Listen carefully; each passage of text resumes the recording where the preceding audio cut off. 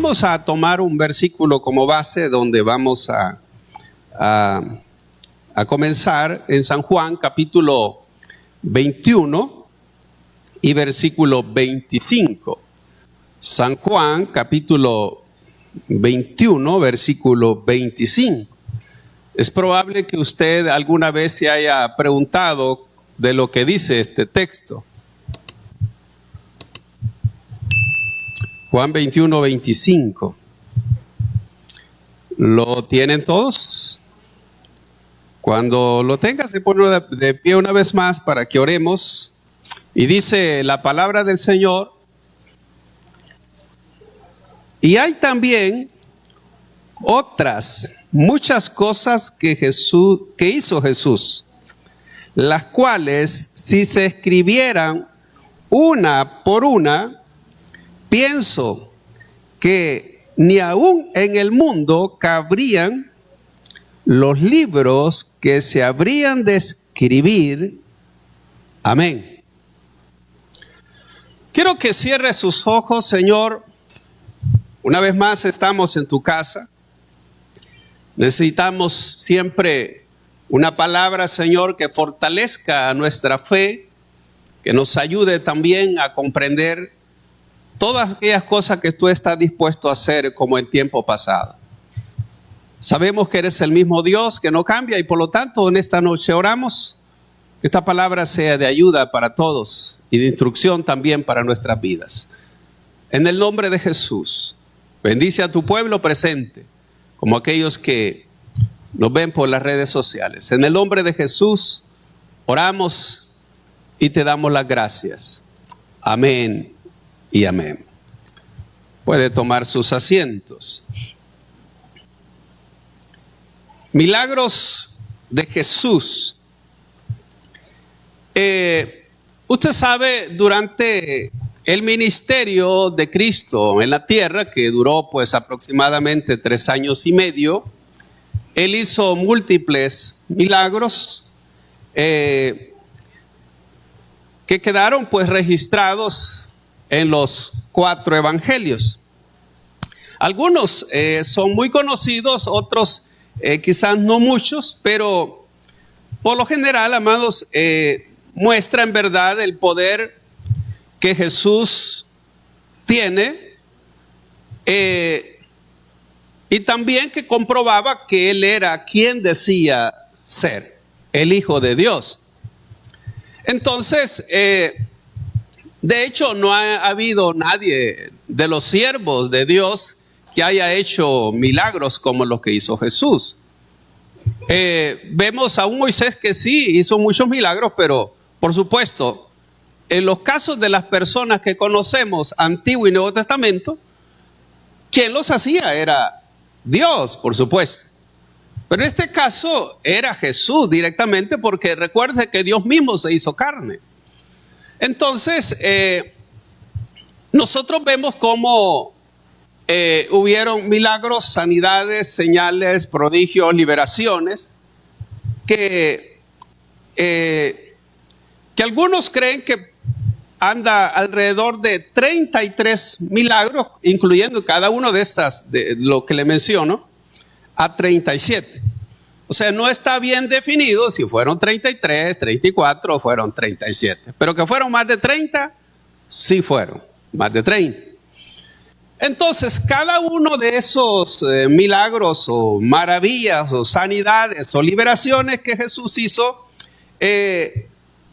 también deben de fortalecer nuestra fe para saber que realmente Dios puede hacerlo también con nosotros. Recuérdense que el requisito indispensable para que alguien reciba de parte de Dios es la fe. Es la fe. Entonces, la fe más el poder de Dios, el milagro es posible. Es decir que Dios lo puede seguir haciendo. Ahora, la mayor parte de milagros lo hizo en personas.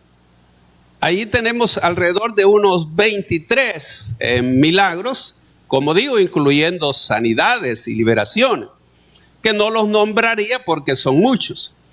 Pero también vemos que hizo milagros sobre la naturaleza, que son muy conocidos. Por ejemplo, Jesús calmó la tempestad. Hay dos pescas milagrosas que encontramos. Una está en Lucas, en Mateo y Marcos, pero una solo la registra Juan el Amado, en el capítulo 21. Esto fue después de la resurrección de Jesús. Entonces hay dos pescas milagrosas.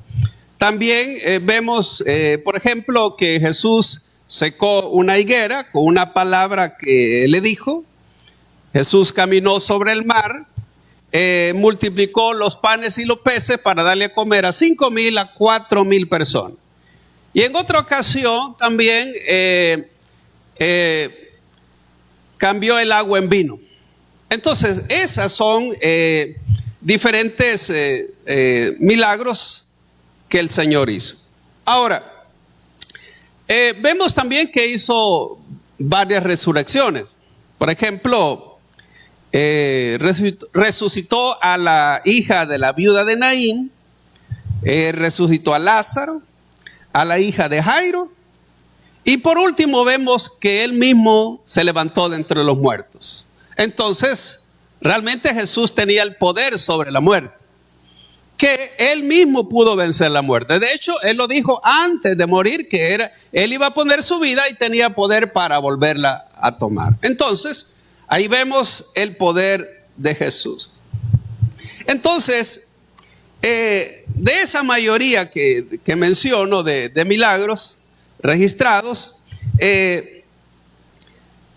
están enfocados la gran parte a las dolencias, a las limitaciones, a las imposibilidades, a cegueras, etcétera, etcétera. La mayoría de estas milagros. Ahora, pero en el texto que hemos leído me llama la atención que yo no sé si usted le ha puesto cuidado, que dice ahí que si dice las cuales se escribieron, dice Juan en 21:25, las cuales si se escribieran una por una, pienso que ni aún en el mundo cabrían los libros que se habrían de escribir. Ahora, ¿será posible que si se escribieran todos los milagros de Jesús no cabrían los libros en el mundo? Es la pregunta. Dice Juan que si hubieran escrito todos los milagros que Jesús hizo, no cabrían en el mundo los libros. ¿A qué se refiere eso? No sé si usted lo ha pensado alguna vez, pero a esto se le conoce como una hipérbole.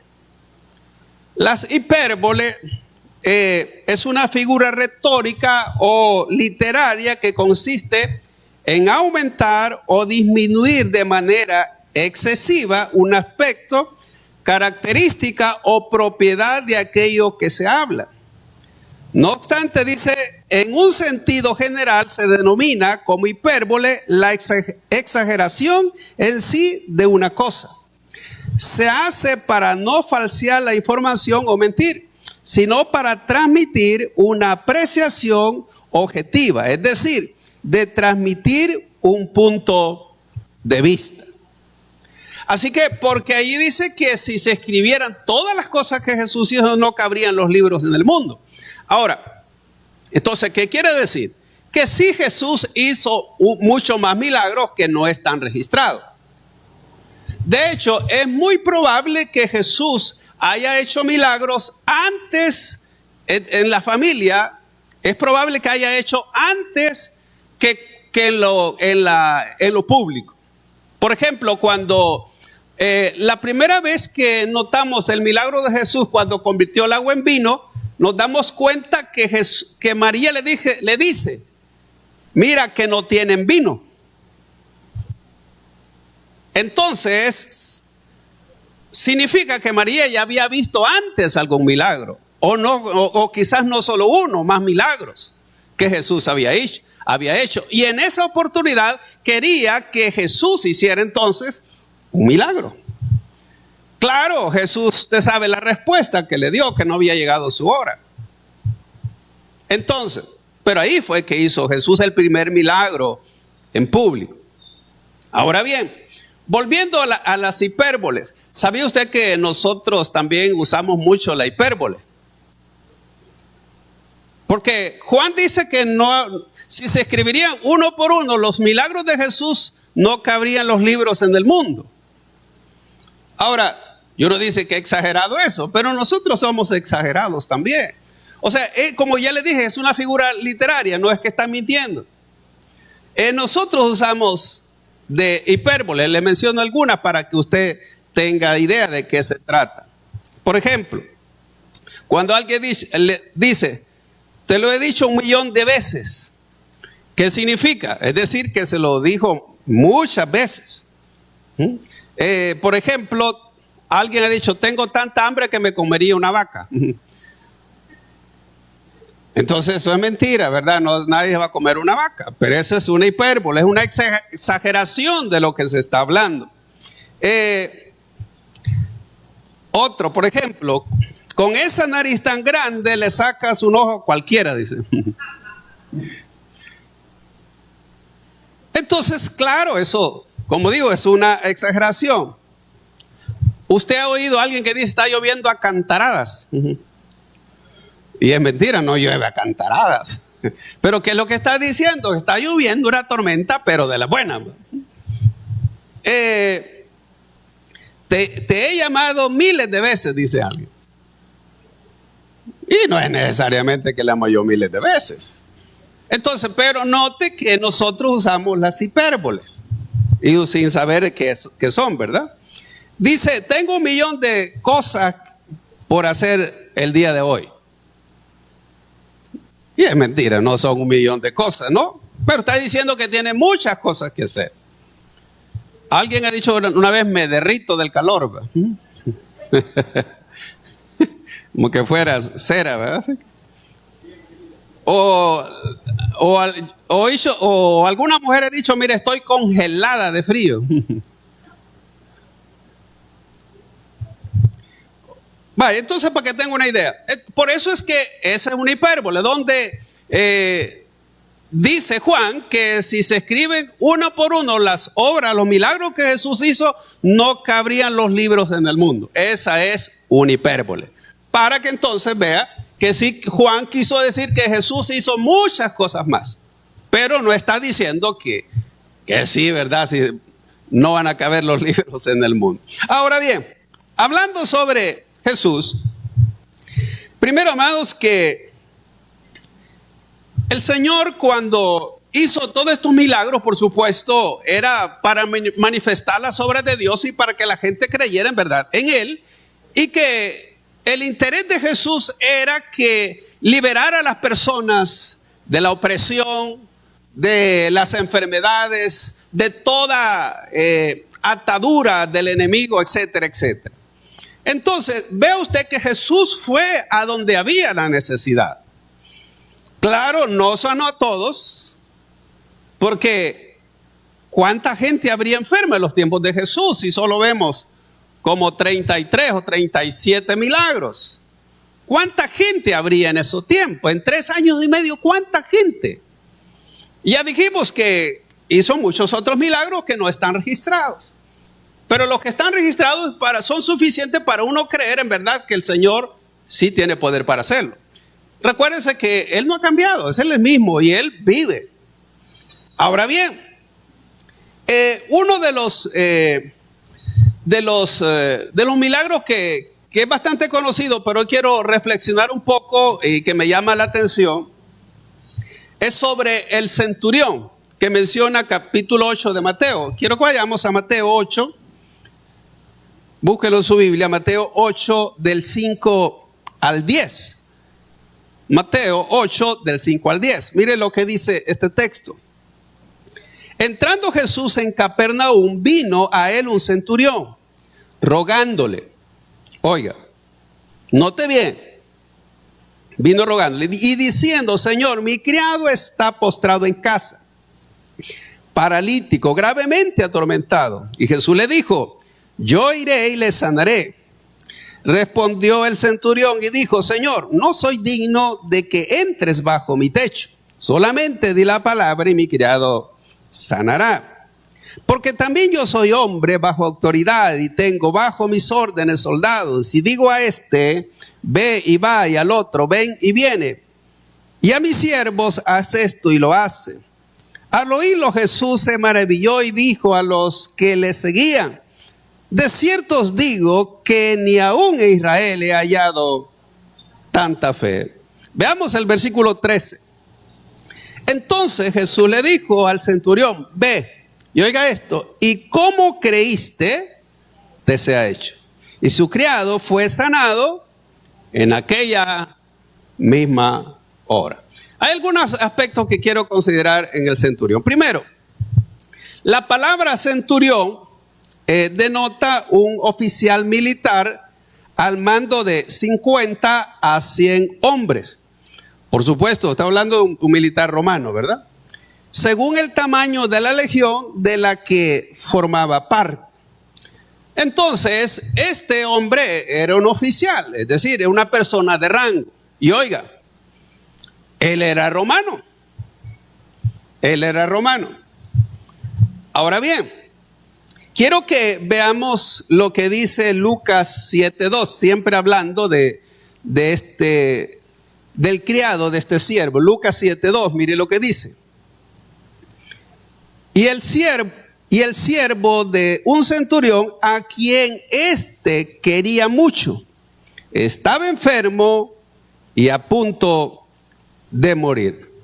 Ahora bien, mire que este centurión era alguien que, a pesar que tenía un rango, era militar, era romano.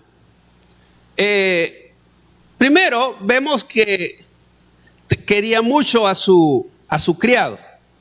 Y asimismo, también al pueblo, ya que dice que les había hecho una sinagoga. De hecho, los ancianos le dijeron, mire, es bueno que le hagas el milagro porque él le ha hecho una sinagoga y ama al pueblo.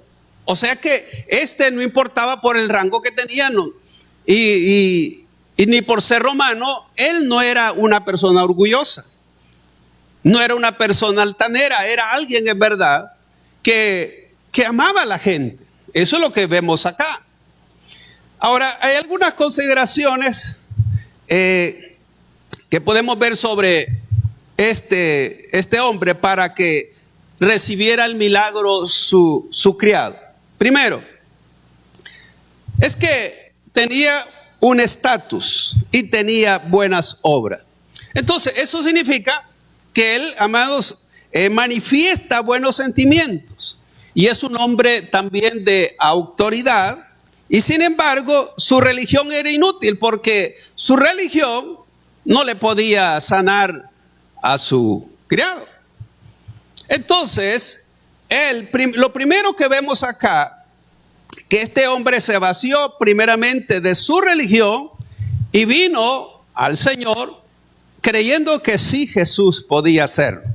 Es decir, que el primer ingrediente para recibir un milagro es reconocer que para recibir algo de Dios es necesario vaciarse de la religión.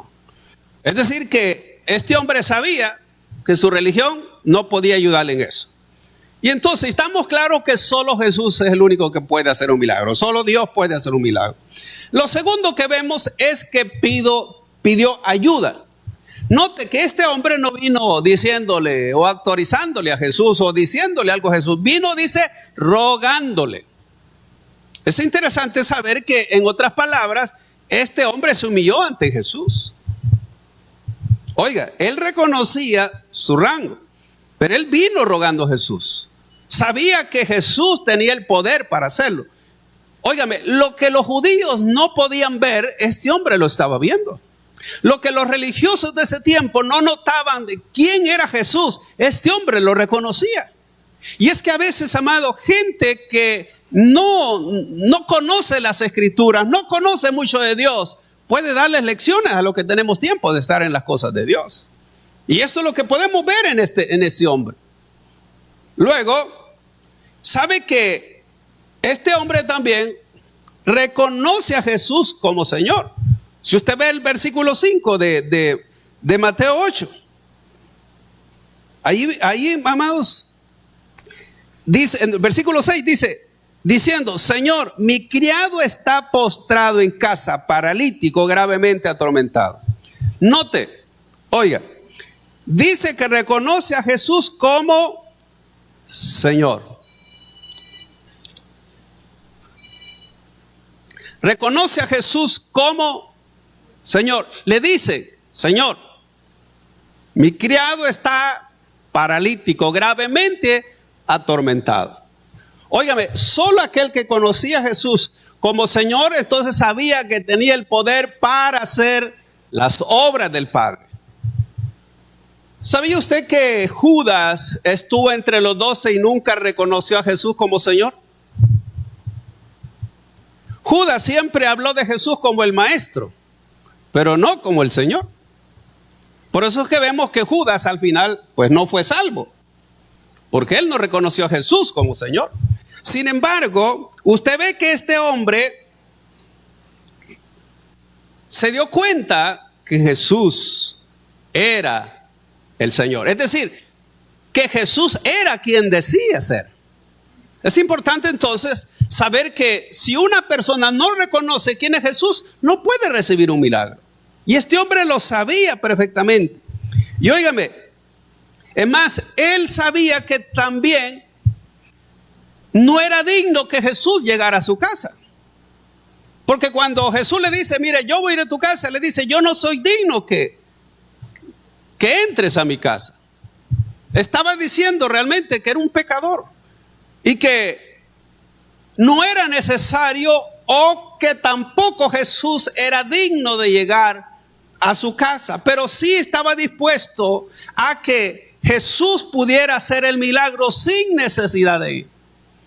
Si usted ve en los casos que notamos, esta es la única persona que le dijo a Jesús que dijera la palabra. Oiga, porque él asoció la autoridad con la palabra, que una persona que tiene autoridad podía decir la palabra y las cosas sucedían. Él asociaba que Jesús tenía una autoridad similar a la de él, pero la autoridad de Jesús era de otro nivel, no del nivel del centurión. Entonces, él sabía que Jesús tenía esa autoridad como para declarar o decir una palabra y que lo que él dijera, eso sucedía. Entonces, imagínense cómo este hombre reconocía el poder de Jesús. Y el último ingrediente, entonces, que vemos acá, para que este centurión recibiera el milagro de su criado, porque no vino intercediendo por él, ni por un hijo, ni por un familiar, era por un criado. Criado por lo general era alguien de los que nacía en casa y ahí por eso le llamaban criado. Nacía en casa y eran como esclavos. Ahora bien, dice que el último ingrediente, entonces, era una fe extraordinaria que tenía este hombre. Óigame, nunca había tratado con Jesús. Nunca había estado en las enseñanzas de Jesús. De seguro que nunca había visto milagros que Jesús había hecho, pero él había oído. Él había oído quién era Jesús, había oído que Jesús hacía milagros y esa ocasión precisamente viene sabiendo que Jesús podía hacerlo. ¿Sabe cuándo Jesús hace las cosas? Cuando uno cree que Él lo puede hacer. Sí. ¿Cómo lo vemos aquí? Le dice, solamente di la palabra y mi criado sanará. Entonces, este estaba convencido de que Jesús tenía poder de tal manera que solo decía la palabra y las cosas sucedían. Óigame, qué lección más interesante que nos deja este hombre. Ahora, si usted ve, ¿qué es lo que dijo Jesús de este centurión? Mire ahí pues en el texto que leímos, el versículo 10 del capítulo 8 de Mateo, Mire, al oír Jesús se maravilló y dijo a los que le seguían: de cierto os digo que ni aún en Israel he hallado tanta fe. Qué tremendo, ¿no? ¿Qué le parece? Aquellos que tenían años de enseñar la ley no tenían fe, y ni aquellos que escuchaban la ley tampoco tenían fe. Pero este hombre, que era un romano, que no había escuchado la ley, que no sabía los mandamientos, tenía más fe que cualquier judío. ¿Qué le parece, amados? Por eso le digo que a veces personas que tal vez que no conocen de Dios, pueden tener tanta fe para recibir un milagro. Y esto no lo vemos solo en este centurión. Óigame, el centurión no era judío. No lo era. Como mencionaba la vez anterior, que Naamán no era un judío y recibió un milagro. La mujer sirofenicia no era judía y Jesús se admiró de la fe de esa mujer. Entonces, ¿qué estoy diciendo, hermanos?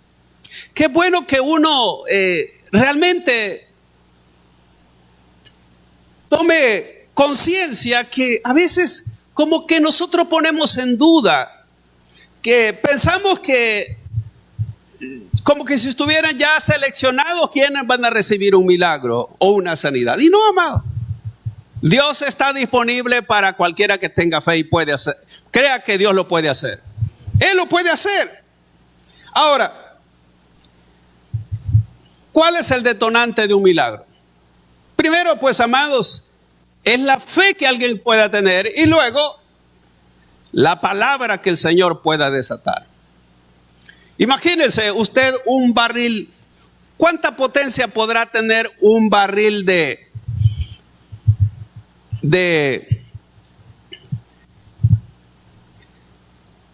pólvora? ¿Cuánta potencia podría tener? Pero fíjese bien, ¿cuál sería el detonante de ese barril de pólvora? Una pequeña mecha, un fósforo, para que pueda volar un edificio. Ahora imagínense, realmente, amados, hay cosas en las cuales vemos cómo Jesús estaba dispuesto para hacer cualquier milagro, con solo que la persona creyese. Y luego Jesús decía la palabra. Quiero que veamos un par de casos. Mateo 8, versículos 2 y 3. Mire lo que dice aquí, Mateo 8, versículos 2 y 3. Y aquí vino un leproso y se postró ante él diciendo: Señor, mire bien, si quieres, puedes limpiarme. Jesús extendió la mano y le tocó diciendo: quiero, sé limpio. Y al instante su lepra desapareció. Ahora, ¿cómo recibió el milagro este leproso? ¿Sabe? No le dijo a Jesús: si puedes. Le dijo: si quieres, puedes limpiarme. ¿Qué estaba viendo ahí? Un hombre que tenía fe y sabía que Jesús, si él estaba en la voluntad de hacerlo, lo podía hacer. Y por eso le dice: si quieres, puedes limpiarme. Entonces, esa es la fe del hombre. ¿Cuál es la palabra detonante para recibir milagro aquí? Lo que Jesús dice: sí quiero, o quiero, ¿verdad? Sé limpio. Entonces, notemos que hay una necesidad, está la fe y luego el Señor para poder obrar. Son dos los que se necesitan. La persona que tiene la necesidad, la fe, por supuesto, y luego el Señor para hacer lo que la persona está creyendo que Él puede hacer. Quiero que veamos en Juan 9:11, Evangelio de San Juan 9:11. Mire lo que dice este texto. Respondió él y dijo: aquel hombre que se llama Jesús hizo lodo, me untó los ojos y me dijo: ve al Siloé y lávate. Y fui y me lavé y recibí la vista. Note, ¿cuál fue la orden que Jesús le da? Ve al Siloé y lávate. ¿Qué hace esta persona? Él creyó en la palabra de Jesús, no lo hizo. Óigame, es un milagro que no lo hizo como los otros, porque usted ya sabe, hizo lodo con saliva y le puso en los ojos y le dijo que se fuera a lavar. ¿Y qué pasó? Él regresa viendo. Entonces este hombre creyó que lo que Jesús le estaba diciendo era cierto. Y así recibió su milagro. Otro caso, ahí está en Marcos 5:41, búsquelo. Marcos 5:41. Mire lo que dice acá. Y tomando la mano de la niña, le dijo: Talita cumi, que traducido es: niña, a ti te digo, levántate. Oiga, note que Jesús, en este caso, le da la orden. El detonante aquí vemos la fe del padre de esta niña, que es la hija de Jairo, por supuesto, que creía que Jesús podía hacer el milagro. Y el Señor solo le dice: niña, a ti te digo, levántate. ¿Qué poder tenía Jesús, no? ¿Qué poder? Entonces, ¿por qué? Porque él decía, lo que él decía hacer, eso era. Veamos allí en Juan 11:43. 11:43, que dice: y habiendo dicho esto, clamó a gran voz: Lázaro, ven fuera. Entonces vemos aquí la autoridad que Jesús tenía como para ordenarle a un muerto. Los muertos oyen, los muertos sienten, no oyen ni sienten, pero este hombre sí pudo oír la voz del Señor. ¿Por qué?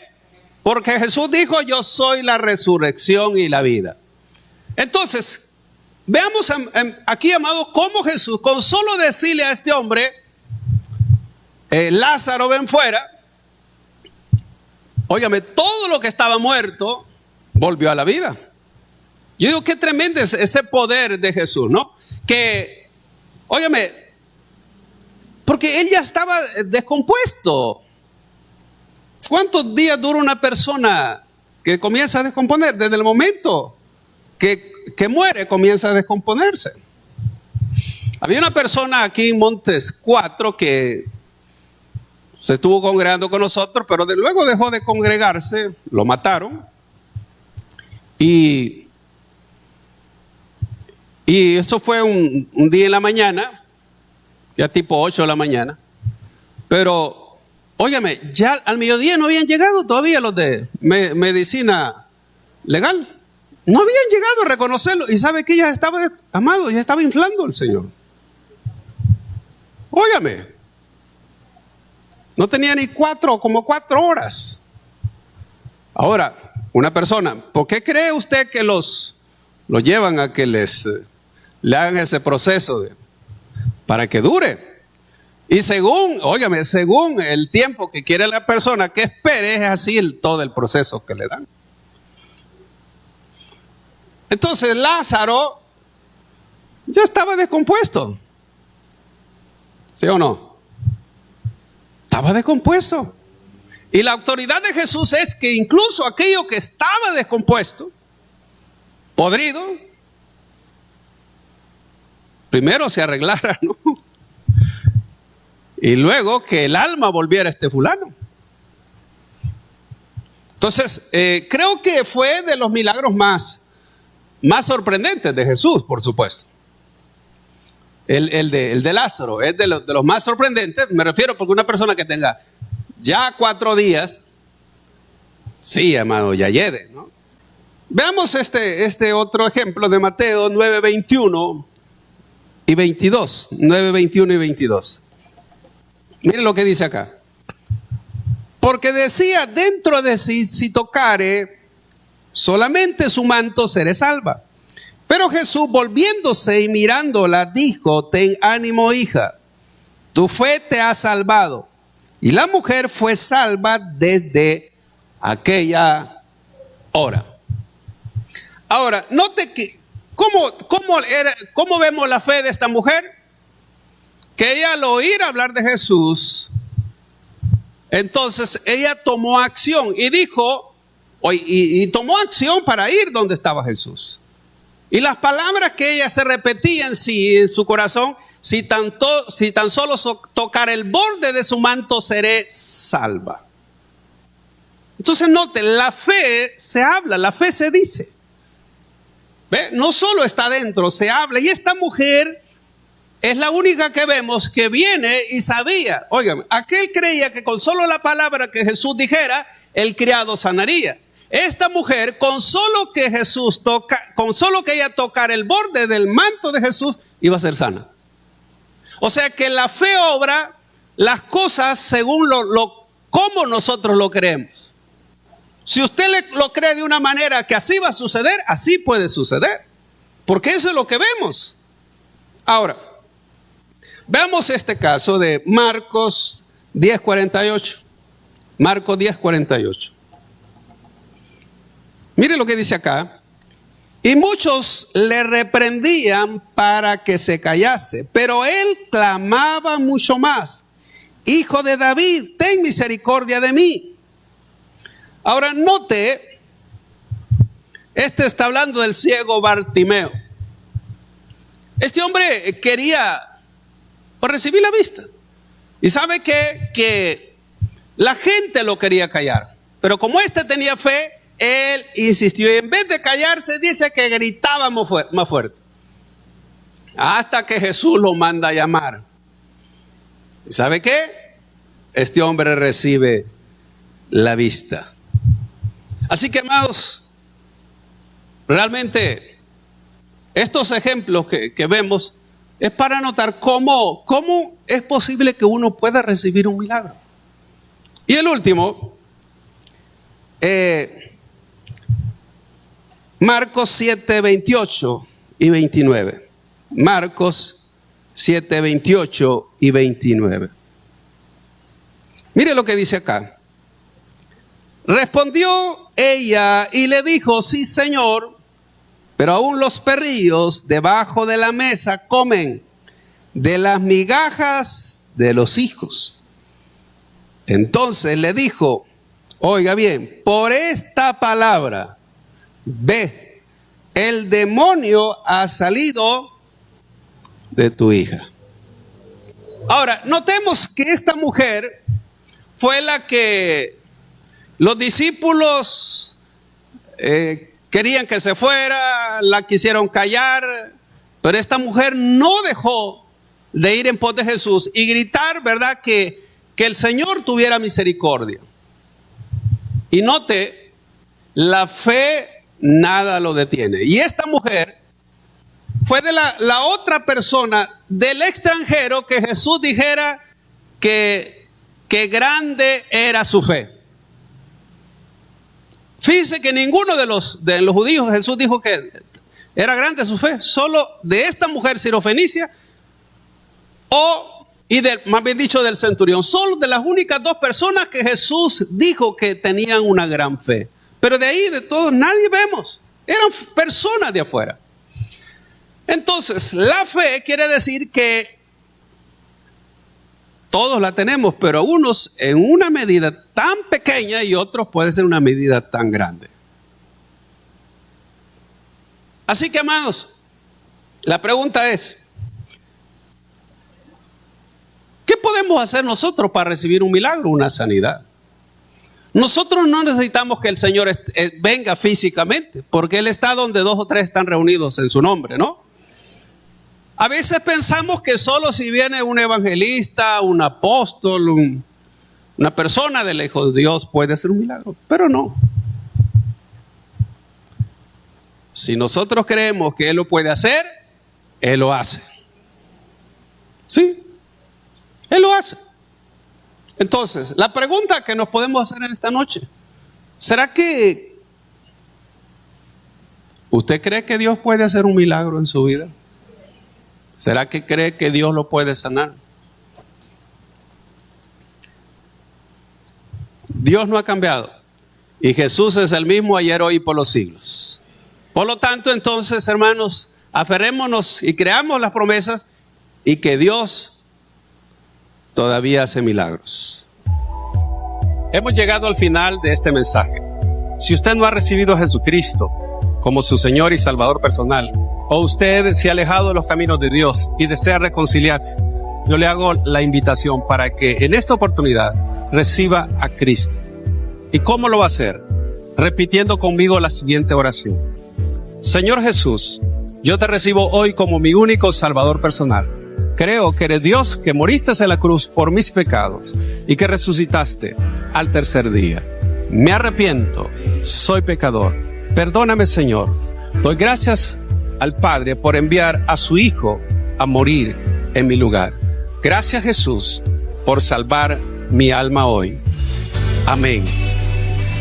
Si usted ha hecho esta oración, yo le invito para que se congregue en una iglesia donde se predique el Evangelio de Jesucristo. Que usted pueda también leer la palabra de Dios para que tenga mayor conocimiento de Él y pueda orar. Orar es platicar con Dios. Y si no, le invitamos a nuestra iglesia, el Tabernáculo de Restauración, acá en Soyapango, con nuestros horarios de día domingo, 8 y 10. Día de semana tenemos 2 servicios, el día miércoles y día viernes a las 6 de la tarde. Todos serán bienvenidos. Que Dios les bendiga.